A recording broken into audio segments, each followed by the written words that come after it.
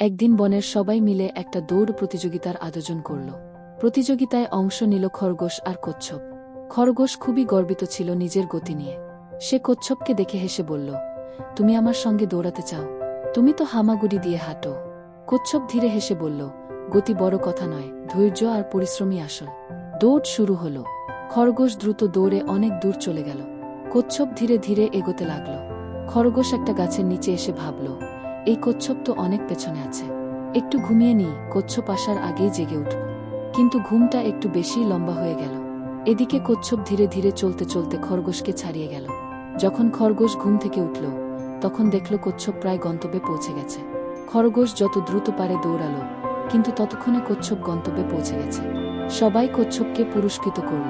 খরগোশ মাথা নিচু করে দাঁড়িয়ে থাকল।